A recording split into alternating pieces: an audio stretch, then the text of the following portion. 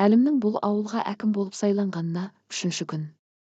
Сайлауға түсерінде ауылдың жағдайын ойша зерделегенмен, адамдармен кездесіп, емен-жарқын сөйлесу үшін ауылдың жай-жапсарымен, құжаттармен танысып алғанды жөн көріп хатшысына алдырып қарай бастағаны еді. Жанындағы ақ телефонның шыр еткен дауысы естілді. Телефон тұтқасын көтеріп, Жаңаөркен ауылының әкімі Әлім Талапов тыңдап тұр деді. Әлім, саламатсыз ба? Мен аудан әкімдігінен орынбаймын ғой. Сізге аудан әкімінің алғашқы тапсырмасы.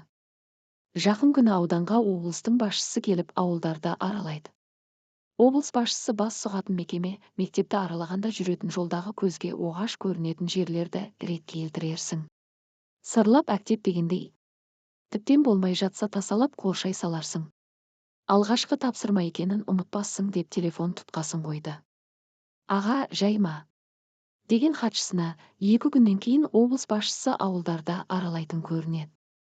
Соған дайындық жасауымыз керек.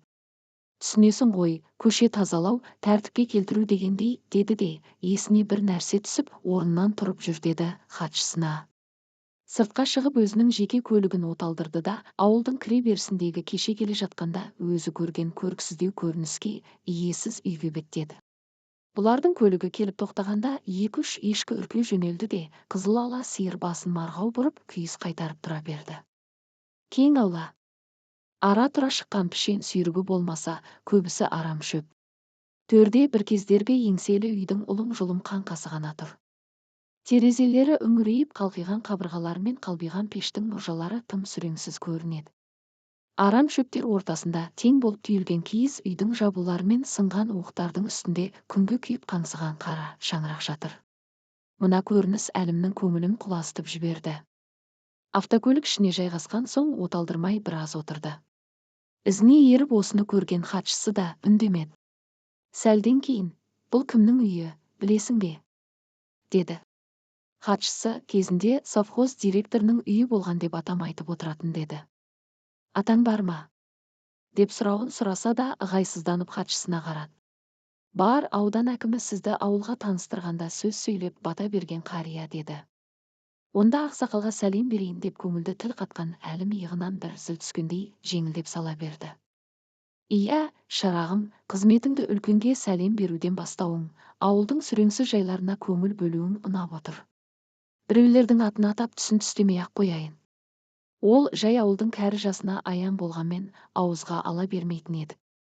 Қолқа салған екенсің айтайын. Сырттан келген бір азамат совхозда директор болды. Сол замандағы талап па, әлде қанында бар ма қаталдау еді. Қызметінде жақсы бастады.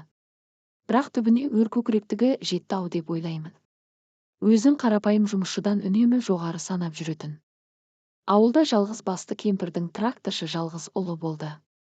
Көзі қарақты, зерек, білімге құштартын. Мектепті озат оқушының бірі болып бітіргенмен қолы қысқалықтан оқуға бара алмады. Сыптудан тракторшы мамандығын алып, ауылда анасының жанында қалды.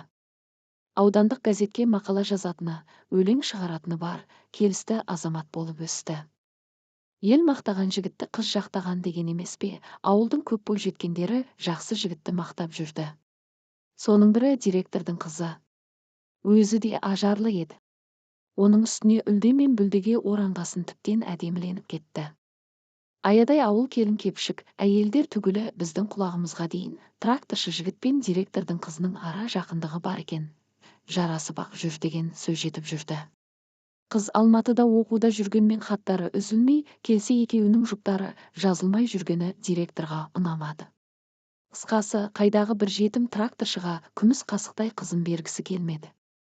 Оның үстіне қасқа бала совхоздағы кейбір келеңсіз жағдайды газетке жазып, директорға аудан басшысы ескерту беріпті деп те естідік. Содан есебін тауып, ол байғұстан тракторын тартып алып, отардың соңына салып, қойшыны куә қылып, жоғалған төлдерді ұрлат деп соттатып жіберді. Сауатты бала ғой, 6 жыл темір тордың арғы жағында отырса да, ізденіп 1,5 жылда босатылғанымен өкпе ауруына шалдығып келді. Сөйтіп жүргенде ауыл тағы дүрлікті. Директордың қызы тракторшы жігіттен 2 қабат екен деп. Сөздің қысқасы, байғұс балаға қараспанның қара бұлты қайта үйірілді. Қатыгез әке қызының тракторшы жігітті жақсы көретінін, бас қосқысы келетінін, бар жағдай өз еріктерімен болғанын еңіреп айтса да еміренбеген әке жалған құжаттар жасап, жазықсыз жанды қызды зорлады деп абақтыға айқаматты. Әлі есімде, байғұс ана ауылдағы ақсақалдарға, ауыл совет председателіне, кәсіподақ комитетінің төрағасына жалынды. Мені алып барып, кешірім алып беріңдер, қара орманымды, менің өзімді кепілге алса да баламды енді соттатпасын, олай болса енді көрмейтінімді ішім сезет деп еңірегендей етегі толды. Сабаздар-ай, біреуі тырп етпеді-ау. Содан мектеп директоры, ол кезде жай күрішшімін мен жігіттің анасын ертіп жаңағы сен көрген үйге бардық. Кең аулаға 6 қанат ақ үйді тігіп, ішін жиһаздап тастаған екен. Төрінде қолтығында күшастық директор қисайып жатыр. Бізге аларып бір қарады. Шай құйып отырған әйелі, жоғарылатыңыздар, төрлетіңіздер деп орнынан тұра беріп еді. Директор, отыршаңдамай, мен сөздерімді шығындамай-ақ қойыңдар. Есік анау деді даусын көтеріп қолын шолтаңдатып.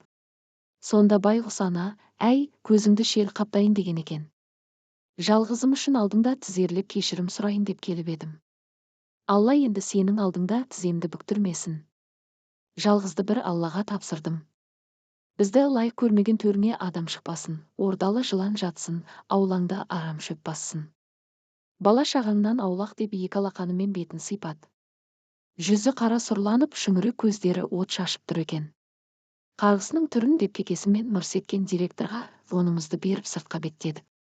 Тракторшы жігіт 1,5 ай абақтыда жатып, зорлады деген қағазға қыздың өзі қол қоймағасын сотталмай қалды. Бірақ анасы оны көре алмай, жүрегіне түскен салмақты көтере алмай көз жұмған еді. Ал қызды әкесі Қарақалпақстанға әйелі өлген біреуге еріксіз беріп жіберіпті. Көлденеңнен келген дүние көзге түспей тұра ма? Көп ұзамай директорымызда істі болып, сол жақта біреулердің қолынан қаза тапты деп естідік. Жанашыр жан болмады ма, сүйегі елге жетпей қалды. Бұл Алланың құдіретін қара. Көп ұзамай тракторшы жігіт пен директордың әйелі бір күнде қайтыс болды. Директордың әйелін жерлеуге жақын туыстарынан басқа адам бармады. Тіпті армияға барып, Ресейде қалып қойған баласы да, Қарақалпақстандағы қызы да келмеді. Ал тракторшы жігітті бүкіл ауыл болып шығарып салды. Кластастарымен ауыл жастары тік тұрып қызмет жасады. Өткен жылы тракторшы жігіттің кластастары 25 жылдан кейін бас қосты. Тракторшы жігіт пен анасының бейіттеріне барып Құран бағыштады. Араларында қасына тракторшыдан айнымайтын бозбаласын ерткен директордың қызы да жүрді. Ал сен көрген үйді алуға келгендер үйдің ішінде, киіз үйдің теңінде жыландардың өрмелегенін көріп жоламай кетті. Қарғыстан болды ма, көлге жақын, адам көп бармайтын үй болғасын солай болды ма, ол Тәңірге ғана аян. Кейбіреулер директордың әйелінде жылан шағып өлтірді, адамға зияны жоқ адам еді, жұбайының кесірі тиді-ау десе. Бірақ жанына жайылған малды жылан шақты дегенді естігенім жоқ деп қария сөзін аяқтады. Қариямен қоштасып ашынған ананың қарғысы текке кетпейді деген осы екен-ау деп ойлаған әлім. Ол жерді үлкен басшы көрмейтіндей етіп қошасам ба екен. Әлде көрген жандарға ой салар орын болып тұра берсе қайтеді екен деп келе жатты.